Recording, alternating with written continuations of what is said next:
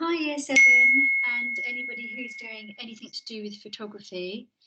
I've got this really great book at home. It's called A Year with My Camera, and it's just like a kind of work booklet where you can actually stick your own photos in, but there's a whole load of information and techniques on taking good picture. Particularly interested on this page here, page 84, and I'm going to be using this to guide my tutorial for you today. So I've talked to you before about compositional rules, such as the rule of thirds, the rule of diagonals, rule of symmetry, but these are talking about specifically about filling your frame.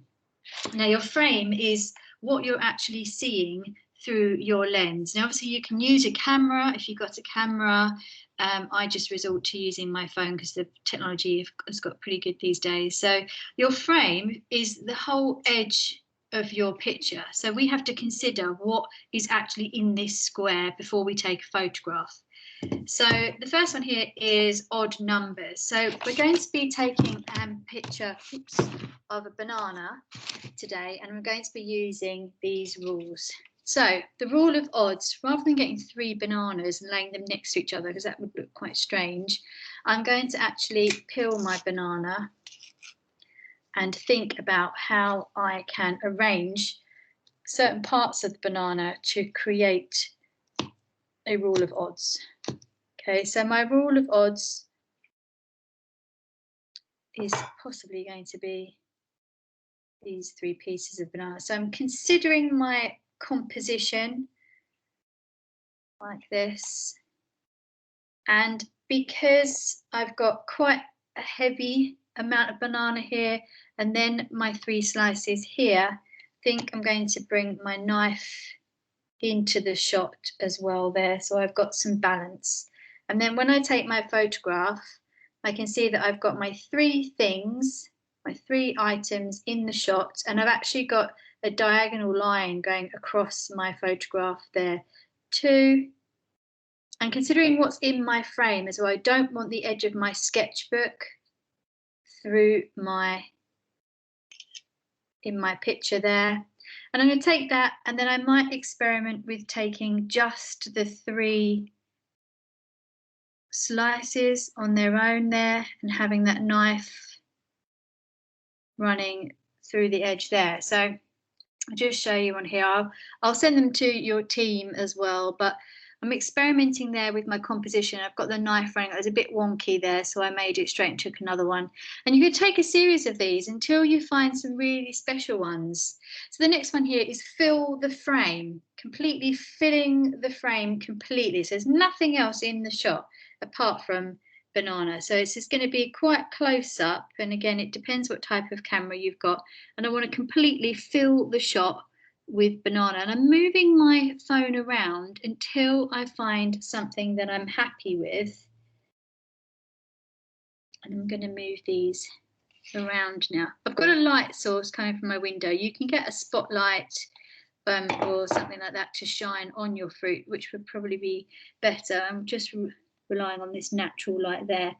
So when we're filling the frame, we don't want things to become out of focus though. We want things to still be in focus. So I'm just thinking about my arrangement again of my fruit and thinking about my angle of my camera itself. Do I want it at an angle?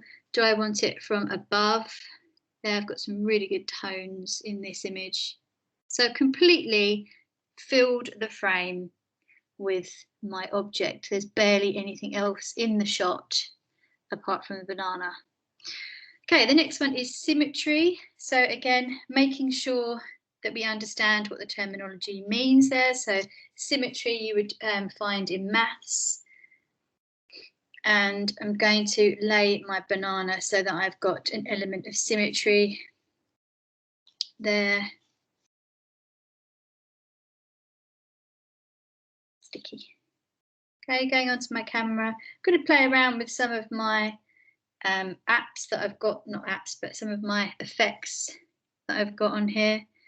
And just looking through my lens again and seeing if I can capture any symmetry. And the banana itself has got these patterns. I'm going to try to zoom in That's not very interesting, is it? I wonder if I can go right down the middle here. But again, I don't really want anything else. There we go. There we go. See how close I can get to this without it going out of focus. So the actual end of the banana itself has got some symmetry in the end of it there, and that might be quite an interesting thing to draw. And I'm going to go back to my slices. Oops. Here. I have a very banana-y page. Perhaps I start to cut these out. So this time I'm going to look for symmetry, and I'm going to try and fill my frame with this as well. So I've got the two there. This effect doesn't really like going close up. I'm going to go back onto photo, get a bit closer and try to let that focus in. Take some from above too. And obviously there's some free apps that you can download, and you can play around with some effects on your photos afterwards. So I would go back into my photos and I would going to crop them down, and I'm going to remove anything that I don't want in the image that I've accidentally captured. But yeah, definitely editing those photos is important. So the rule of diagonals, and again, it doesn't mean putting a row of bananas diagonally across the page, which obviously you could do, but it's more about the angle of it looking natural, but it going diagonally across the page. So I'm going to position my banana there. Might have my knife in the shot as well, just to amplify that angle. And just taking those shots where the rule of diagonals is where, get you out of shot, where my from corner to corner, there's something pulling your eye across from corner. It's not, it doesn't have to be exactly corner to corner, but it's pulling my eye across the page to keep my interest going. So I've got some close-ups there, filling my frame as well. Probably got some elements of symmetry in here too. The next one is repetition. So for this one, I'm going to peel my banana. Oopsie. And you can experiment on different types of backgrounds as well. Nothing too jazzy, nothing too busy, but on a black background or a brown background might be interesting to do. Don't know what's happened there. That one's gone the wrong way around. So for repeating, I'm going to slice it up. Now I've got those all in a row. Bit of repetition, and I'm going to come in close now. And they're not perfect, and that doesn't matter, but I've got pattern and I've got repetition here. And again, looking at my angles, my position of myself, can I come in and do I want some of it in focus? Do I want some of it out of focus? So the things close up to me here are out of focus, and the things far away are in focus. Playing around with, do I want to be on top? Do I want my phone to come right close? I'm just taking that out of the shot because I've got that in the shot. I don't want that in the shot. Moving further away because it's blurry. Okay, and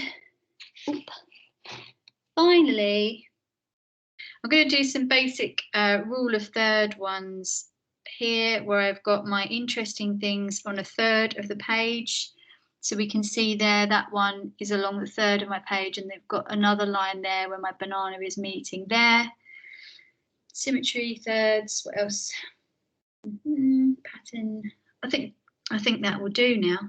So when I go back into my photos here, and again, this is good if you've got one of these phones. If you haven't, you have to do it on the computer on Word. So if you're using a camera, upload them onto Word and put them onto a Word document. When you go to print, if you go into print setup or page setup, you can print it as contact sheets. That is an option on Word where you can put them all on one page. And a really easy way of, another way of doing that is by having it on your phone like that, and then taking a screenshot, and you'll have all of your photos together on one photograph that you can print off and stick in your book. Then with it stuck in your book, you can annotate it. You can say what rules you used, what went well, what didn't. Do you like the light? And also what I would recommend you doing, is that when you're actually on your photographs, is then, as I say, editing and cropping them. So on your phones, again, it depends what type of phone, but you can have a real good play around with any effects you've got on your phone. You might be able to download some apps on your phones as well, and just highlighting any things there that you find interesting. And then what I would do is, once I've edited my photos, I would take another screenshot of them all together, all edited, and then I'd print out one that I was really, really proud of and make a big deal of that in my sketchbook. Okay, I hope that's useful, and the good thing about it is afterwards you can eat your fruit. Enjoy.